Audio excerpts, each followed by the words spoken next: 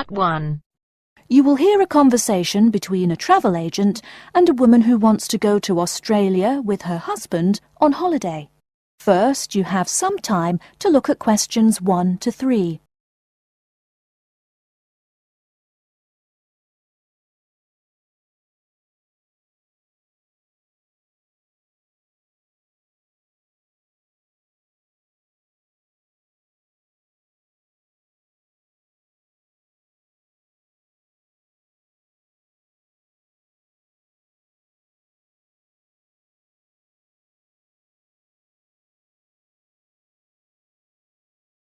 Listen carefully and answer questions 1 to 3. Good morning. I've been looking at your holidays to Australia in your brochure. I'm thinking of going during the second half of next month. Good morning. As you can see from our brochure, we offer a wide variety of packages to various destinations in Australia. Is there anything in particular that interests you? Yes, my husband and I are very interested in the holidays in the outback. These holidays are becoming increasingly popular. Would you like to arrange flights and accommodation with us, or just accommodation? Can you arrange flights from Sydney? Certainly. OK, flights and accommodation then. Right, you said that you wanted to travel next month. Which date would you prefer? I should point out that there are no daily flights available, so if you have a flexible itinerary, that's better. Well, we arrive in Sydney on the 15th of April, and we were thinking of travelling to the outback on the 18th of August. April. OK, there's only one flight from Sydney to Alice Springs on the 18th, so I'll book you on that. It leaves at 10 in the morning, which is quite convenient. Shall I book 2 seats for you? Yes, please. As for your stay in the outback, you can see from the brochure that we offer 3 packages: budget, standard and luxury. The budget package is about $500 Australian dollars, the standard package is about $700 and the luxury one is approximately $1,000, though it does depend on exactly what you would like regarding extras. Which one would you prefer? Well, we can't decide between the budget and standard options. Well, actually, just looking at my computer here, on the date that you want to fly into Alice Springs, there is no standard accommodation available. It's fully booked, I'm afraid. That's okay. We think that the cheapest one should be fine for us. We don't mind roughing it for a few days, and we don't expect to be spending much time at our accommodations. We prefer the outdoors. Right, let's look at the room options. Before you hear the rest of the conversation, you have some time to look at questions 4 to 10.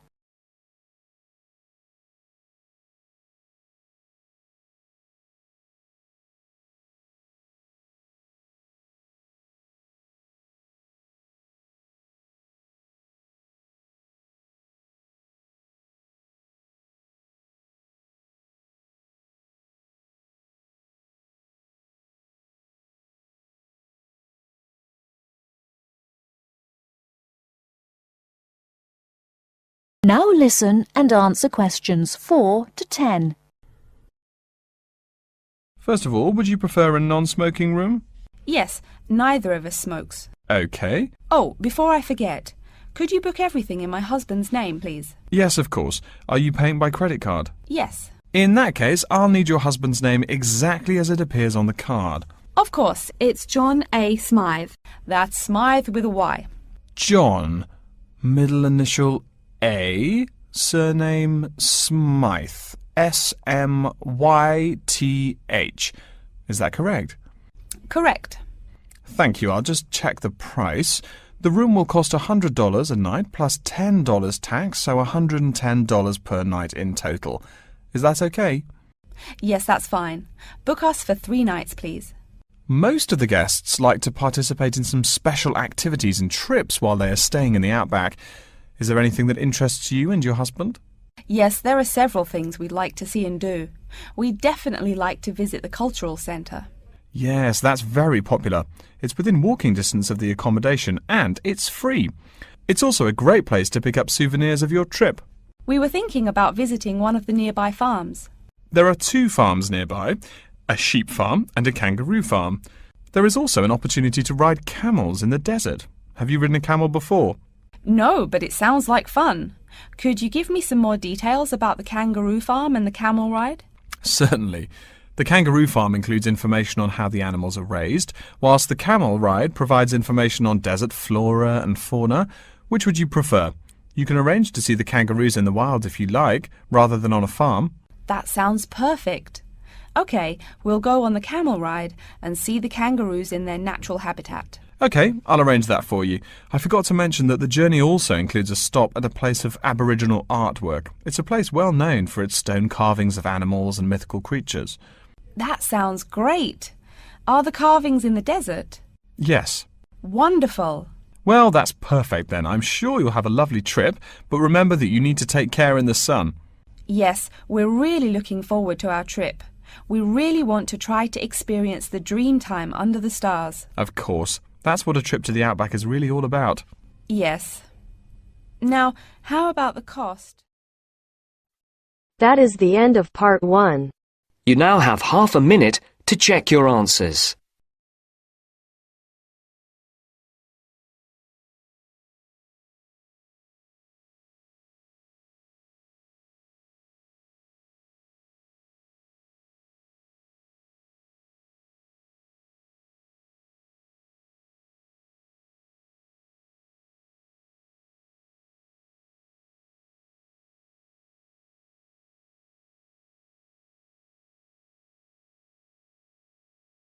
Now turns to part 2.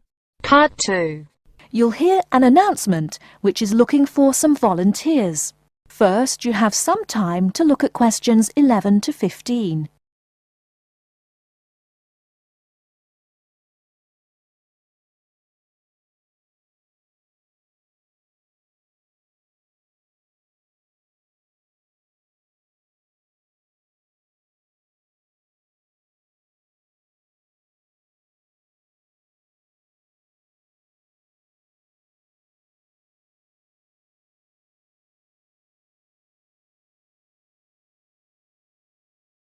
Now, listen carefully and answer questions 11 to 15. Continuing our broadcast of public service announcements, Worldwide Helpers announces upcoming vacancies for a number of volunteer worker positions. All applicants must meet the following requirements. First of all, applicants must be over 18 years of age. The company apologises, but there can be no exceptions to this rule. Second, persons interested in these positions may not have police records. Minor traffic offences like a parking ticket are, of course, no problem. But, and I quote, past and present drug users and sex offenders need not apply. The employer will, of course, check with the police to verify your clean record. In addition, applicants must supply references from past or present employers or teachers along with their recent CV. These references must testify as to the applicant's work habits and/or character. Remember, these are references from employers or teachers. A note from your dear old mum won't do. Worldwide Helpers assures me that they will contact these references to confirm they are genuine. Although all positions are volunteer, the employer will reimburse some of your expenses. For example, they will pay for transportation to and from the job site. Aside from that, the cost of phone calls is covered. Before you hear the rest of the talk, you have some time to look at questions 16 to 20.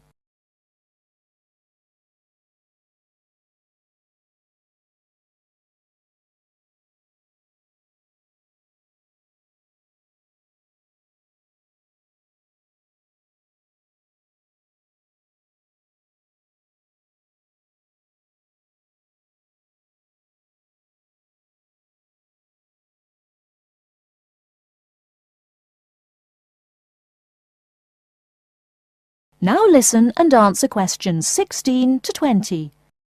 As for the positions themselves, there are 3 types. The first involves assisting persons confined to wheelchairs. For this position, volunteers must be physically fit and in excellent health. They must be able to lift at least 150 pounds.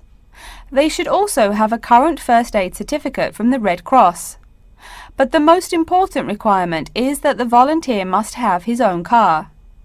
On Tuesday afternoons, the volunteers take their clients to various scenic spots around the city to experience and enjoy nature. If you don't drive, but you'd still like to get involved, the centre has a number of openings for people to read to the blind. Readers must, of course, read English clearly. Persons with no foreign accent are preferred. For these positions, you must be available on Monday mornings. Oh, wait, I see a note here. There is one opening for someone who can read Urdu. Apparently, there is a Pakistani blind person who'd like to hear his or her native language, but the other positions are all in English. And finally, there are a limited number of volunteers needed to care for disabled children. I'm sorry, but the information I've been given does not say how many children or what disabilities they have. In any case, you are needed to care for the children for 1 week in August. Apparently, this will be at the close of the summer holiday. I would guess this involves helping them with the routine chores of daily life. Again, volunteers for this position must know basic first aid, be in good health, and be able to lift up to 75 pounds. All applications for this position have to be submitted no later than Monday, August 8th. Applications may be made either by regular postal service, the snail mail, or by email. The mailing address is Worldwide Helpers, Post Office Box 651, East Surrey, BY8 99C. Please write "Attention Mary Smith" on the envelope. Or you can send email to acrawfor@worldwidehelpers.org. That's acrawfor@worldwidehelpers.org. So get out there and do something good. Okay. Our next announcement is looking for someone to facilitate tiger breeding at the London Zoo. And get this, it's a strictly volunteer position. That means you don't get paid. Oh my God. I'm sorry, ladies and gentlemen, but I just have to laugh. That is the end of part 2. You now have half a minute to check your answers.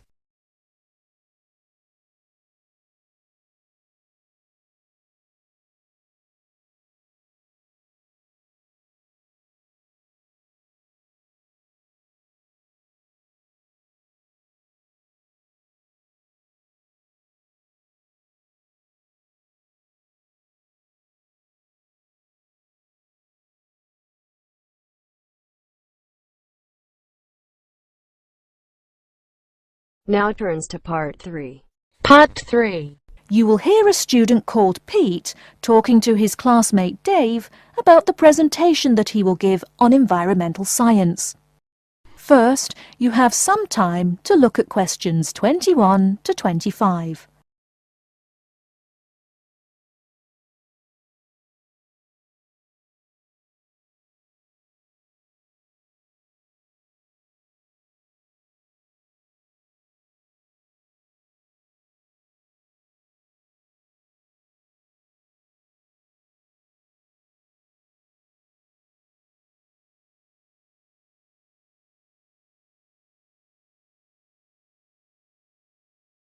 Now listen carefully and answer questions 21 to 25.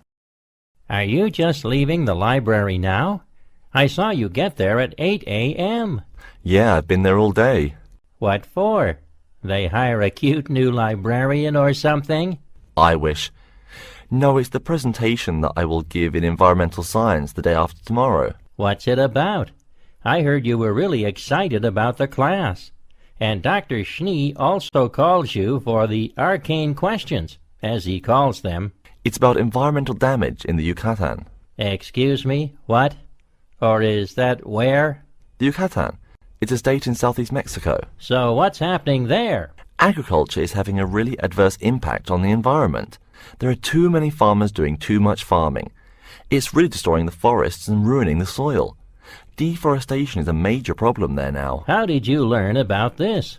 I don't recall Dr. Schnee saying anything about it in lecture. Yes, but my brother went there last month. You know, to look at the old cities like the Maya Indians built. That's what first got me interested. Your brother Tom? No, Dick, Harry's twin. Anyway, he told me how few trees there were now, and how much empty ground that grows almost nothing. He said the place looked more like the desert than jungle in some parts. It brought environmental damage, so I started looking for materials in the library. Here, look at this magazine. What's in it? It's an old issue of National Geographic. It includes interviews with tourists who have been there in the past few years. It's pretty bad. See the photos? I see the photos, but one or two photos don't prove anything. Then read what the article says. Right there. The first thing it points out is how soil samples show it's hard for anything to grow there. It says how an area of 21,000 square kilometres has lost most of its forest in the past 10 years. See, there are graphs. As the number of farmers increases, the acres of forest have decreased. It's an inverse relation. Before you hear the rest of the talk, you have some time to look at questions 26 to 30.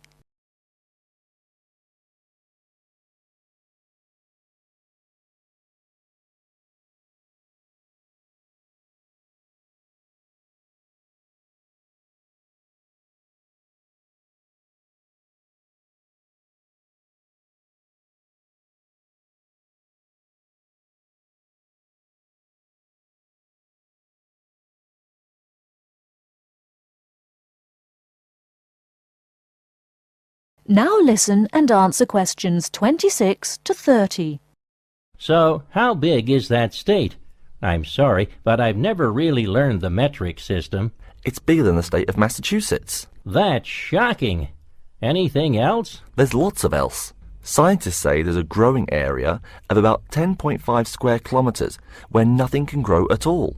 It's like the beginning of a desert. Oh, yes. What Dr. Schnee called desertification. But why can't anything grow there? I've never really studied soil chemistry. I'm just starting to look into that subject, but my sister Marie is a geologist, and she says the problem is that the soil has too much saline, with no plants helping to adjust the chemistry. Apparently, that's a common problem with soil types throughout the areas with rainforest. Once you lose the plant cover, it's difficult to bring it back. Reforestation is almost impossible, even if the land is not being used for other purposes. Wait a minute. What is saline? Saline is salt dissolved in water. Scientists who have gone there have taken measurements. They do this by gathering a sample of the soil and running a simple test that shows the ionization of the solution. The geology department in our own university has reviewed the soil at the site too. They're right. It looks pretty bad. The level of salinity is going up, but the plants that would solve that problem can't be planted in soil like that. There is a narrow spectrum of salinity in which the plants will grow. And once you pass the threshold, there is no way to put the problem right? Exactly. It's possible that no one can do anything to stop the trend now. And all because of human greed. Wait a second. How do you know these scientists can be trusted? What kind of reputation do they have? Are they reliable? Oh, they're definitely reliable. They include 4 members of the faculty from the geology department right here at MIT. Here, study these photographs and check the damage yourself. That's what Dr. Horst, who wrote the book here, did. He's newly appointed, but Dr. Schnee said that he's brilliant. So, where are you going now? I'm headed over to the geography department to borrow a map for my presentation. You know, this whole problem could have been avoided. The farmers there in the Yucatan... Pete? What? Go take a break. Leave some studying for the rest of us. That is the end of part 3. You now have half a minute to check your answers.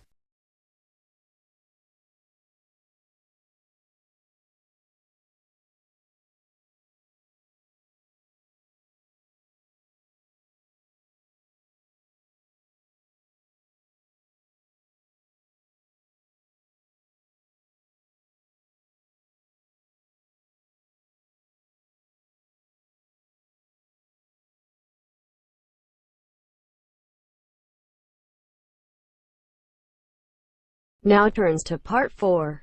Part 4. You will hear a lecture's introduction to Insect Biology 101. First, you have some time to look at questions 31 to 40.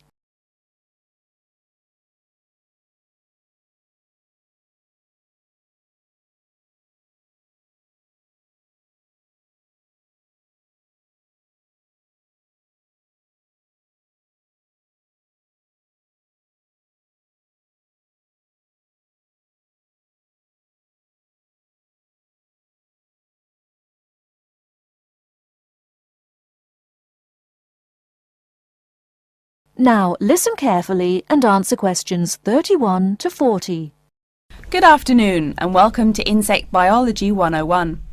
I'd like to begin this course with a few remarks about good insects and bad ones. Bugs are all around us, and that's both a benefit and an annoyance, sometimes maybe even serious harm. First, let's talk about the good things that insects do for us. Probably the most important insect for humans, and maybe for all other life, is the bee. Bees help plants in the process of pollination, and thus are necessary to most flowers and fruit-producing trees.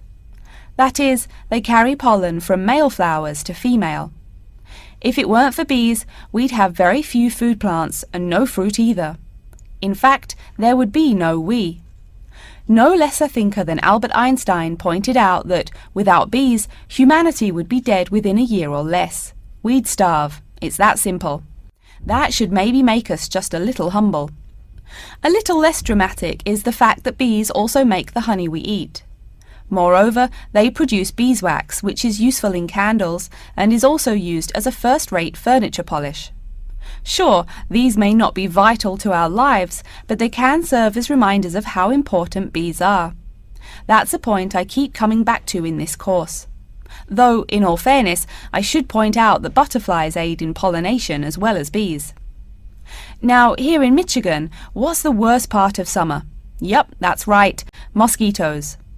But I'm talking about helpful insects, right? So let's look at the dragonfly first. If there were no dragonflies, there would be even more mosquitoes. Dragonflies mainly eat mosquitoes and also a few other insects. Yes, that's right. They don't just fly around, and they also help to eliminate harmful insects. So the next time you see a dragonfly, don't you dare kill it. Now, let's talk a little about those harmful insects. Take the mosquitoes I just mentioned as an example. Not so many years ago, mosquitoes here in America weren't just annoying, some were even deadly. They carried malaria and yellow fever. My own ancestor, the Confederate General John Bell Hood, lived through the worst battles of Civil War, only to die at age 38 from yellow fever. A pest, not a bullet. Well, besides the mosquitoes, in summer there is also a kind of insect that never seems tired. Right, that is the fly. Before I go on talking, I must mention an African fly called the tsetse fly, which feeds on blood and can cause serious diseases in the people and animals that it bites. Besides, it is still a bearer of sleeping sickness, which affects around 300,000 people every year in Africa, and can be treated only with toxic drugs that are hard to administer. Worse still, the drugs sometimes don't work. Other insects, of course, destroy food crops. In China, for instance, locusts continue to be a danger to the harvest in some areas. Less important, but still annoying, moths eat people's clothes and dust mites slowly destroy carpets. Worse, but still in the home, termites or white ants eat wood, the wood of your house. If they are not stopped, they can eventually destroy the whole building. Usually they seriously damage a building before anyone even notices them. So, as we all know, insects can be a real trouble. So, what to do? You can go ahead and start killing harmful insects. In the early decades after the Communist Revolution in China, Chairman Mao encouraged the people to swat every fly they could see. Slogans on the walls of buildings called them little capitalists. But flies reproduce too quickly for this to be a long-term solution. For some decades in the West, to kill insects with chemicals seemed a good remedy. Unfortunately, chemicals can only be used in a limited area for a limited time. It's a small-scale solution. The insects come back. Worse still, some of the poisons used, like DDT, were found harmful to the environment. Many kinds of wildlife, like hawks, were harmed. And people in chemical-using rural areas have one of the highest rates of liver cancer in the world. It's no secret that chemicals remain harmful to humans. Like all species, insects adapt to their changing environments at an amazing rate. When a new chemical is introduced to their habitat, the insects that survive are generally the ones with some way of resisting the harmful effects. They then breed with the other survivors, and just like that, insects become resistant to most poison in a few generations. An insect generation, remember, is a couple of months at most. So again, we have to ask, what to do? Well, there are biological solutions. Some of these are pretty simple. One is destroying the insect's habitat. You take away their home or food. Cleaning your kitchen is the best way to prevent roaches. No garbage, no food. Getting rid of marshes and swamps eliminates mosquitoes.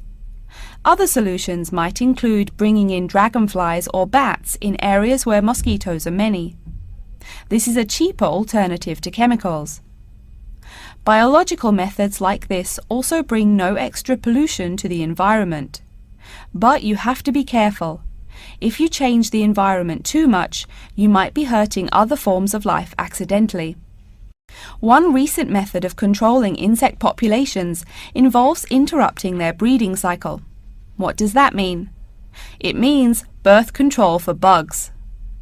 Insects are provided with food that makes them unable to reproduce. Since they can't have babies, the population disappears, or nearly so. And since no young are born, resistance is not a problem, with no young insects developing increased resistance. Interrupt the life cycle, eliminate the bug. It's clear that we must have an understanding of the life cycle of the insect. At least, that's the plan. We'll go into more detail as the course goes along. Now, I will stop here to see whether you have any questions or not. That is the end of part 4. You now have half a minute to check your answers.